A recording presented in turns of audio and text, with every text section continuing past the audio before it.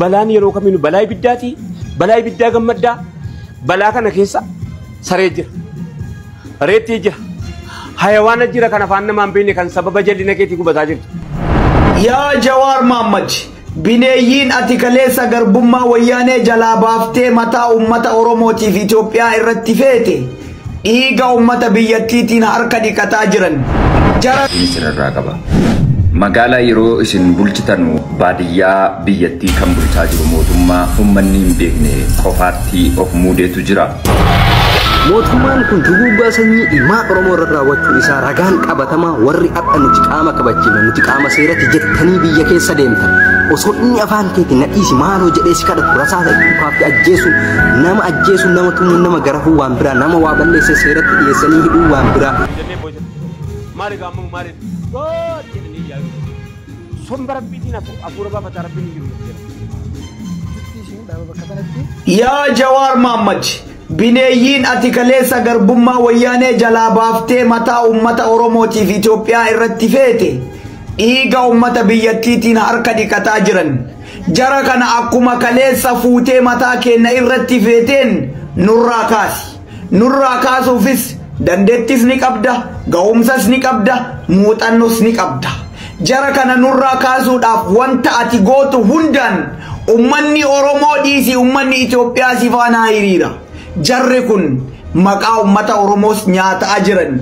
Warri biyyattii sanii Itoophiyaa keessa saboonni biraa kanneen waliin jiraatan barri bara Oromooti Oromoon biyyattii gubaa jiraa jedhan. Ka keessa gubataa jiru ummata Oromooti adda dureedhaan sirna kanarraa fayyadamuu dhiisi adda dureedhaan namni keessatti gubataa jiru ummata Oromooti. Jara kana akkuma kaleessa fuutee mataa Oromoo irratti mataa Itoophiyaa irratti feeteen nurraa kaasi. Viidiyoo kana like share godhaa biraan geessaa Jawaar Mohammad. Jarri kun kana caalaa yoo ka turan ta'e ajjeechaan kun kanuma caalaa hammaata biyyattiinis kanuma caalaa gaddeemti. Jara kana akkuma kalee garbummaa wayyaanee jalaa fuutee mataa ummata biyyattii san irra feeteen nurraa kaasi. Nurraa kaasuufis ga'umsi dandeettiin dhageettiin ati qabdu gahaadha. Balaan yeroo kamiinu balaa ibiddaati balaa ibiddaa gammaddaa balaa kana keessa saree jira reetti jira hayawaana jira kan afaan namaan beekne kan sababa jal'ina keetii gubataa jirtu. Balaa kana abbaatu ofitti qabsiisa. Dhaabatanii dheengadda feestivaaliin qopheeffannee torba arfaan darbe feestivaalii sana irratti maal jedhan rabbasii bakka hin qabu innaa lillahi wa innaa ilaihi raaji'uun yaa rabbi sitti baqannee nuti asii bakka hin qabu hin jennee booja jedhan maali gaammamu maaliif god jedhanii yaayu dhufe sombara biitiin afuura baafata rabbiin hin jiru jetteera. Subhaanallah. Gidduutti isin dhaaba bakka kanatti balaa kana wajji wal qabsiiftanii dhaamsi amma akka biyya keenyattis wantoonni argaa jirru jira. Kirkira lafaati wajji wal qabatee balaa adda addaa akkuma isin jettan kanatti dhufaa jira wanti adda addaa gama fuulduras dhufa. Kanaaf dhaamsi isin hawaasaaf dhaamtan hawaasni yeroo ammaati irratti garam deebuu qaba maal godhuu qaba amma irratti. Hamma ni nurra ga'utti eenye kaane bare dhufee dheengadda dhufee Addis Ababa raafnaan miti kan nu haasa'uu jalqabne affaaradhaa raafamu jalqabuun. Amma maal? Ma gaafa sana maal afaan qaama keetii miti maa? Ma gaafa sana maal isii affaar gisee urgufamu akkamitti urgufuu dideesi? Akkamitti khutbaarra dhabeeboo akkamitti jimma khutbaadhaan qaxxabin akkamitti iluun khutbaadhaan qaxxabin wallagga khutbaadhaan hin qaxxabin maa? Biyya tokko keessa jiraatu qofa miti qaama tokko malee. Qaama tokko see. Indee maal indee leeshinaa jedhama. Oh. Balaan sababa jal'inaatiin argama jedhamee beekamuudhallee wanni qabaatu. Kana koodeen gadda warri amma Ameerikaanitti wayii waataa jiru lallabaa jiru kuni ibiddaa bishaantu walii gale. Subhaanallah. Wal dhaamsuu diidanii bar. Sila isa uballeessa ture duraan. Sila wal dhaamsuu dhufe miti ho walii galanii hin jedhu. Subhaanallah. Walii galanii wal dhaamsuu diidanii bar wal dhaamsuu dhuma diidee wal dhaamsuu. Ibidda bishaanitti dhaqan bishaan waa dhaamsii jedhan bishaan waraana rabbiiti. Naamsu jedhee waraana rabbii waraanee rabbiin naamsu. Ila Nabi Ibrahim waraana rabbiiti. Ibiddi jaritti darbate waraana rabbiiti. Bishaan inni keessa ciises waraana rabbiiti. Sadanuu waa waliin jennila. Ibrahimiin ibidditti qudiduun waraana rabbii waraana rabbiin tokko. Bishaan ittiin isiin cabbiin isaanii keessa ciisan sun immoo itti qabbanaa'u didu waraana rabbiiti. Gaafa ati rabbii qulqulloofte rabbiin siif qulqullaa'a. Gaafa ati rabbii walii galte rabbii waan lafa jiru kanarraa walii si galchaa bara. Borfura rabbiitti achi yaana. Hamma jiraanne malee hamma jiraannu hin beeknu waan ta'eef. Gaafiin sirraa qaba. Magaalaa yeroo isin bulchitanu baadiyyaa biyyattii kan bulchaa jiru mootummaa ummanni hin beekne qofaatti of muudeetu jira. Yooyya nakkam nagaa fayyaa keessanii mootummaa federaalaa Abiy Ahmadii fi mootummaa naannoo Oromiyaa obbo Shimallis Abdiisaa gaafiin isinirraa qaba.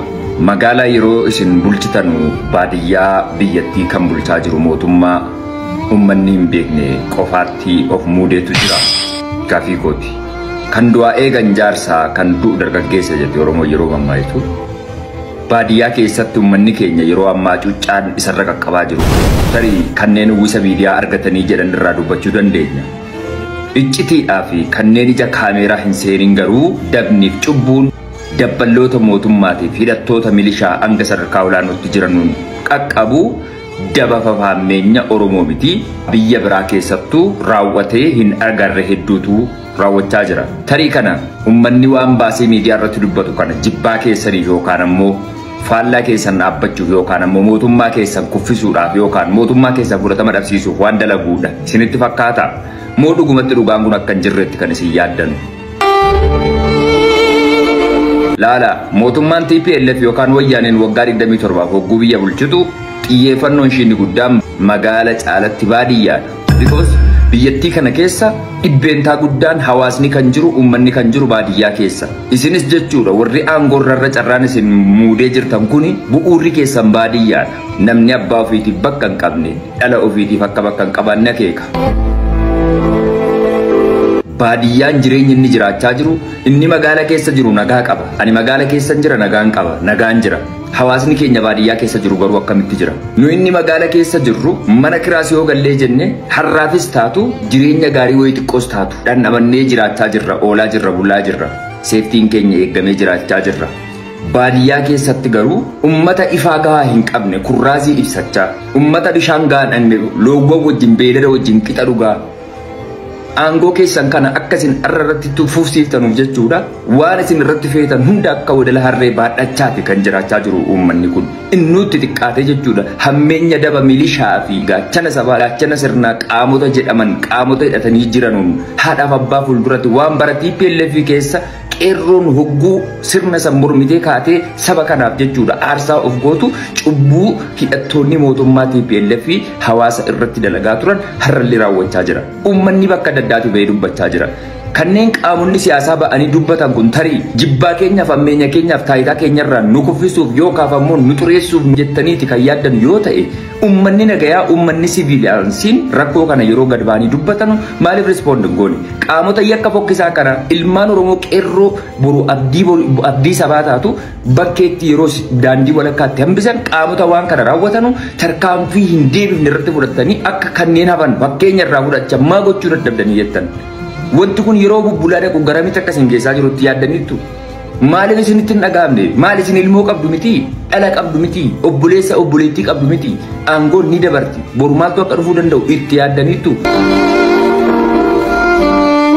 Ammas wantoota fokkatoo hawaasa keenya irratti qaqqabaa jiru kana mootummaan feeralas ta'e mootummaan naannoo dhugumatti seenaa xuraawaa fokkataa arra galmaa jiru kana yoo daddaftanii hin haqxan ta'e boru seenaan akkasiin gaafatu garuu hin dagatinaa isiniin jechuu barbaada. Galatooma. Mootummaan kun duguuggaa sanyii ilmaa Oromoo irra raawwachuun isaa ragaan qabatamaa warri akka nuti qaama kabachiifne nuti qaama seeratti jettanii biyya keessa deemtan osoo inni afaan keetiin nadhiisi maaloo jedhee si kadhatu rasaasa dhukaatti ajjeesuun nama tumuun nama garafuu waan biraa nama waa balleessee seeratti dhiyeessanii hidhuu waan biraa nama rasaasan akka sareetti akka waraabessaatti ajjeeftanii eega ajjeeftanii reeffa lafarra harkisuun maaliif barbaachise? Diina kam ajjeeftanii isiniif fakkaata? Haadha miskiinan boochisinaa ilmaan miskiina lafarraan fixinaa duguuggaa sanyii uummata irratti raawwatinaa nama akka isinii ka afaan keessan haasa'u kan isin kadhatee nadhiisaa jiru. Badii balleessuu isaa ragaa takka osoo hin beekne shakkamuu isaa qofaan kun kana jechuu qofaan ilma namaa lafarraa fixuun seeras miti seeras hin ta'u ilma namaa lafarraan fixinaa duguuggaa sanyii raawwatinaa mootummaan har'a isin jala fiigdan kun boru kursii gadhiisee bu'a seenaan isin gaafata. Namni akkamitti ilma namaa haadhaaf abbaa isa dhale fuulduratti gadi fuudhee rasaasa ajjeesa? Badii fedhe yoo dalagu kan yoom ajjeeftanu haadhaaf abbaa fuuldura hawaasa biyya isaa obboleeyyan isaa fuuldura siisitanii badhetti ajjeeftanii. duguuggaa sanyii uummata irratti wanti raawwatanii maali? Badii uummata kanaa maali? Nama isinii lole warra hidhatee isinii lole yoo ajjeesu yoo loluu feetan biyya eeyna yoo jettan deemaa isaanii lola hawaasa miskiina uummata miskiinaan ajjeesina. Boru seenan isin gaafata sibiila irra baattanii haadha miskiinaan ilmaan miskiinaan doorsiftan kana boru isinirraa hiikama. Gaafa isa lafa keettan seenan isin gaafata guyyaan isinirra taa'a waan boru isin gaabbisiisu uummata irratti hin dalagina. Har'a namni isin ajjeeftanii akkana lafa rakkiftan Itoophiyaa keessatti lubbuun nama akka lubbuu saree hin geenne hin beekne arginis dhageennes har'a namni isin ajjeeftanii akkana lafa rakkistan kun abbaa biyyaati Oromoodha biyya isaa irratti qe'ee isaatti mana isaa keessatti kan irra raawwataa jirtan. Isaa uummanni haa jiraatu yoo warra isinii lole loluu barbaaddan sibiila hidhattanii deemtanii deemaa warra isinii lolu lolaa yoo mirga dandeettii qabaattan. Haadha miskiina doorsisuu uummata miskiina boochisuu maal dhaabatuu qaba durra. Mootummaan kun har'as borus kaayyoo kaleessaa galmaan gahataa jira. Duguuggaa sanyii uummata irra raawwataa jira. Uummanni Oromoo kan dhagahuu qabdan kan beekuu qabdan. Dursitanii mootummaa kana ofirraa falmachuun dirqama keessan yookaan takkaa takkaan lafarraa isin fixuun isaa waan hin hafne Oromoo ka'ii falmadhu carraan jiru kanaa fi kana qofa.